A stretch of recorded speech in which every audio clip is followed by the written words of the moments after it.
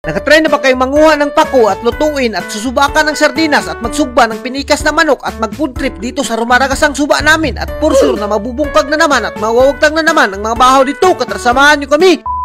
Ngayong araw guys, dahil medyo maulan-ulan yung panahon ay babalik na naman tayo ng suba. At bago tayo bumalik ng suba, inandam muna natin yung mga kagabitang pansuba natin. At siyempre yung kaha ni Rizal na ginamit pa sa pagpirito. At sa puntong ito, siyempre hindi natin makakalimtan yung sundang ni Magila na ginamit niya sa pagtigbas kay Lapu-Lapu sa liog. At ayan na nga, inandam na nga rin yung mabangko natin at may yung lamisa natin dahil doon tayo magpuputrip sa suba natin. At sa puntong ito, transisyon na kaagad tayo. Andito na tayo sa suba natin at nagbaktas lang tayo ng konti. Alam nyo ba guys, kapag wala talagang hunas ay pumupunta kami dito sa suba namin. At hindi ka talaga magmamahay dito sa suba namin dahil napakasog at talagang maaanod ka kapag hindi ka naghinay dito. At bago tayo mag-food trip ay siyempre inandam muna natin yung mga usok natin dahil tataod tayo ng trapal, baka maabutan tayo ng uwan dito. At ayan na, kung nakikita nyo yung dam namin, napakaganda naman talaga. At siyempre inandam na nga ni Ivy yung mga pagkain namin dito. At ayan na nga, may mga suka pa kaming dala dito, mga lamas at iba pa. At hindi ka talaga magmamahay dahil may dala kaming manok dito, susukbahin namin. At sa puntong ito, inandam ko na nga rin yung usok dahil magtataod na tayo ng trapal. At ayan na nga, tinalinisan ko na para hindi tayo malisudan sa pagbagtak. Hindi ko talaga ma-explain guys kung ako lang ba talaga yung ginaganahan kapag nagpo-food trip dito sa kilid ng suba at nagka-camping ng ganitong mga trip at talagang hindi kayo magmamahay dahil napakaganda talaga. At sa puntong ito, tinaod ko na nga yung trapal dito at ayan na nga, tinabagan ako ni Nono at as you can see naman guys, talagang nataod na yung trapal at hindi na tayo mababasa. At sa puntong ito, pagkatapos namin itaod yung trapal at nanguha na nga kagad kami ni Ivy ng pako dito. At sa hindi nakakaalam, yung pako nga pala, ito yung mga sagbot na tumutubo dito sa mga kilid ng suba at napakasarap naman talaga ito yung food trip. Subakan mo ng tinapa at ayan na, as you can see naman guys, napakarami na talaga ng kuha namin dahil tinabang-tabangan talaga namin to. At may mga layas pa nga na pipino dito na nakita namin at ito yung mga nagbabiral talaga sa Facebook at sa TikTok na hindi ko alam, nakakain pala to at ang sarap-sarap pala. At sa puntong ito ay talagang marami na yung kuha namin at ayan na nga, as you can see naman sa Ivy guys, talagang napakarami na ng pako. At siyempre tumabok na kagad kami dito sa napakasuog na suba namin at mag-ingat ka, baka maanod ka, impas ka.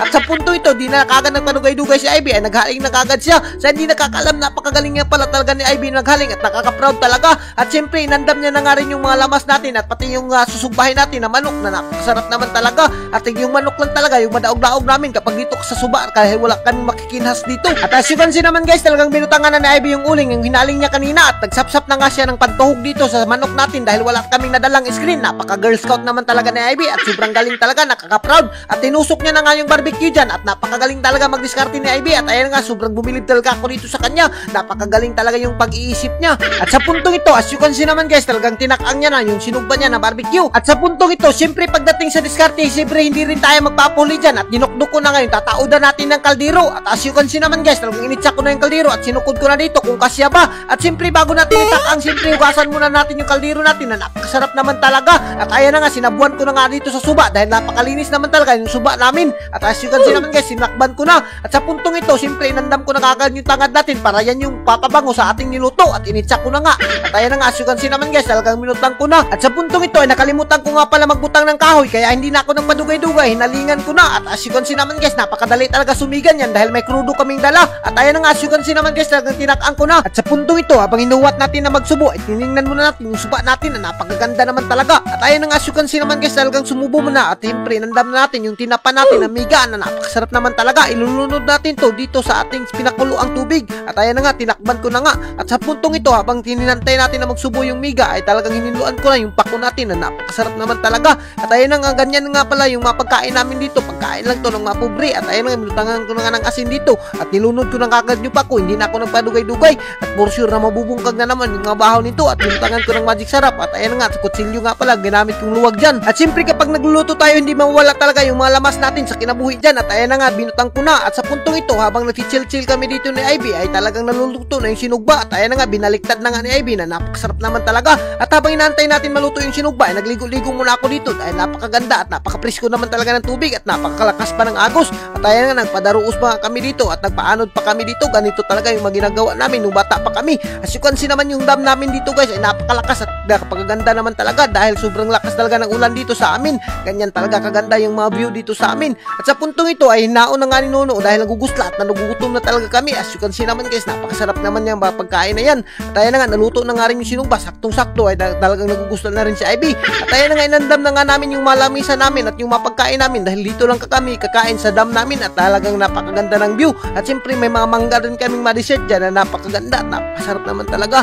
At sa puntong ito, sa di naasahang pangyari, habang nagpa-plaster si Ivy ay talagang nahugmo yung lamisa namin at nasabuan yung makanon namin dito at nasabuan ng tubig, pero hindi kami nagpatinag at pinastar pa rin namin dahil nagugusla at nagugutom na kami. At ayan na nga, talagang binutang na namin, pero may sabaw-sabaw na yung kanon namin dyan ng tubig na napakasarap naman talaga. As you can see naman guys, kahit may sabaw na tubig dyan ay talagang kinain pa rin namin dahil talagang nagugusla at nagugutom na kami at baka sayang naman kapag itinapon namin, baka magabaan tayo sa kanon. Pero sa sobrang gutom namin guys, hindi pa rin kami nagpatinag at talagang sinima-sima pa rin namin yung manok dyan at yung mapako na napakasarap naman talaga at parang wala lang yung nangyari dyan. At ayan ang as you can see naman guys, napaka-chill lang talaga yung pagkain namin ni Ivy dito at for sure na maglalaway na naman yung mga marites dito at ganyan yung mga food trip lang talaga yung maginagawa namin. At kung nagtatanong kayo kung bakit babalik-balik kami dito sa suba namin, dahil dito lang naman talaga kami masaya at ganito lang talaga yung maginagawa namin. At as you can see naman yung manok guys, talagang di na namin pinasaylo at binirhan na namin. As you can see naman guys, medyo nawawagtang na yung bahaw kahit may sabaw na suba. Alam nyo guys, dito sa suba namin kapag malakas talaga yung ulan ay ganito talaga yung tubig dito, napakaganda ng view at parang nasa ibang bansa ka na pero hindi mo alam, dito ka lang pala sa lugar nyo. At kung umabot ka sa video na to, mag-comment ka kung may ganito rin ba sa inyo at kung palagi ka rin bang nagugusla sa kakapanood sa mga video namin at para malalaman na rin namin kung taga saan ka.